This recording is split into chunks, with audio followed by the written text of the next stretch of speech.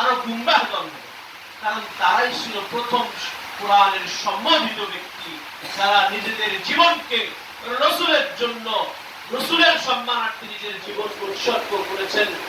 মদিনায় গেলেন, মদিনায় যাওয়ার পরে দেখেন দ্বিতীয় হিজরি থেকে যুদ্ধ আর যুদ্ধ, বদরের যুদ্ধ, তৃতীয় হিজরিতে উহুদের যুদ্ধ, চতুর্থ হিজরিতে বনি মুস্তালিকার যুদ্ধ, পঞ্চম যুদ্ধ খন্দকের যুদ্ধ, ষষ্ঠ হিজরিতে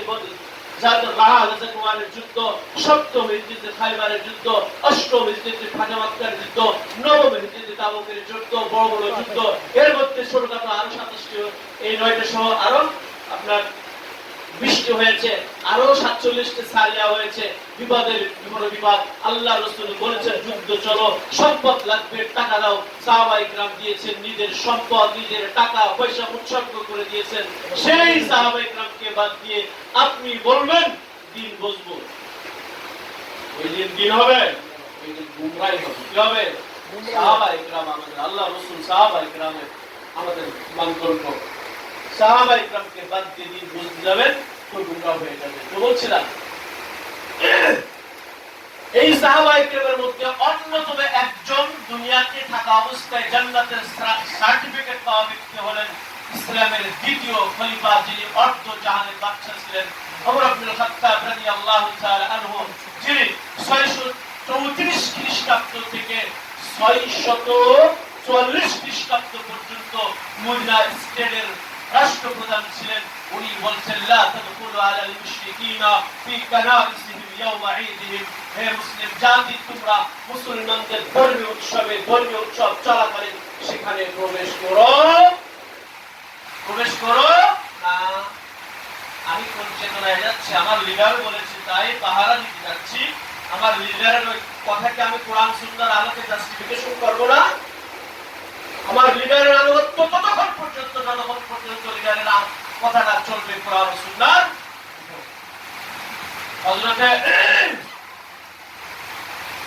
হযরত আবু বকর রাদিয়াল্লাহু তাআলা আনহু যখন খলিফা নির্বাচিত হলেন, খলিফা নির্বাচিত হওয়ার পরে জনসম্মুখে একটি বক্তব্য দিয়েছিলেন। উনি বলেছেন ইন্নী উমিরতু আলাইকুম আলাস্তু বিখাইরিকুম, আমি তোমাদের মাঝে নেতা হিসেবে নির্বাচিত হয়েছি, কিন্তু তোমাদের চেয়ে আমি উত্তম নই। আতিউনি মা আতাতুল্লাহ ওয়া রাসূলুহু, তোমরা আমার আনুগত্য করবে ততক্ষণ পর্যন্ত যতক্ষণ পর্যন্ত আমি কোরআন ও সুন্নাহর উপরে থাকবো।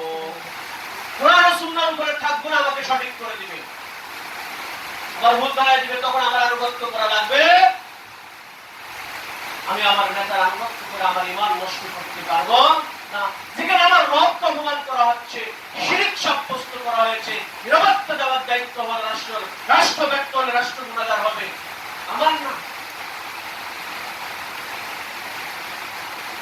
يا أيها الذين آمنوا لا تتخذوا آباءكم وإخوانكم أولياء إن استحبوا الكفر على الإيمان।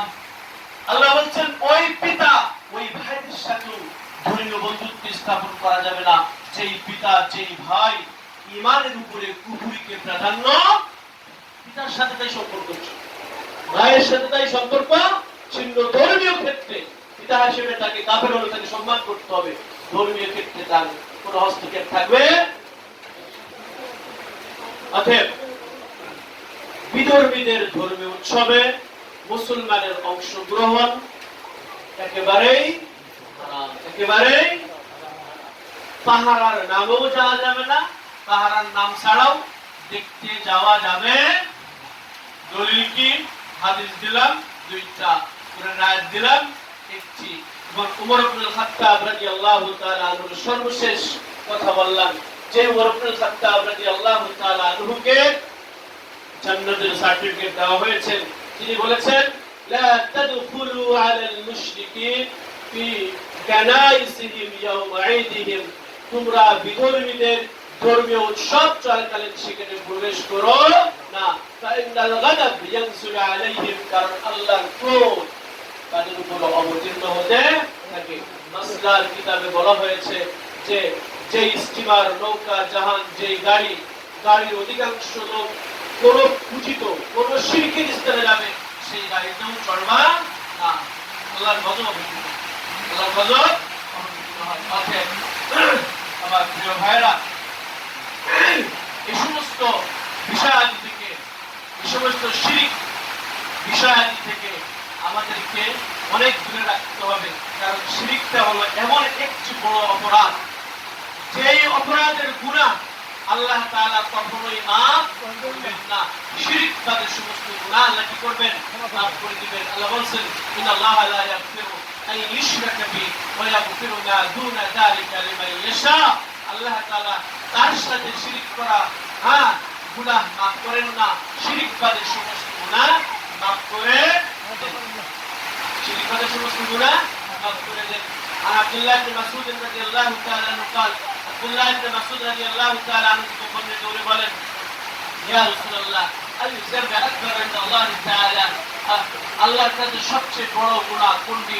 আল্লাহ রাসূল বলেন, আন তাজআলা লিল্লাহি নিদ্দান ওয়া হুয়া খালাকাকা, ওই সত্তার সাথে অংশীদারিত্ব সাব্যস্ত করা যেই সত্তা তোমাকে সৃষ্টি করেছে। সেখানে আমার রবের অপমান করা হয়। ডক্টর আব্দুল্লাহ নাইমি রাহমাতুল্লাহর একটা বক্তব্য দেখবেন, যেখানে আমার রবের অপমান করা হচ্ছে, তুমি সেখানে যে আনন্দ উপভোগ করছো, হয় তুমি কাফের নাই, নইলে তুমি মুনাফিক। হয় তুমি কাফের, নইলে মুনাফিক। যাই হোক, আল্লাহ তাআলা আমাদের অর্থ আলোচনা বুঝে আমাদের বাকির জীবনের ক্ষেত্রে ভুল হয়ে গেলে সামনে যেন আর ভুল না হয় সেই কামনা করে আজকের আলোচনা এখানে শেষ করছি। ওয়া আলাইনা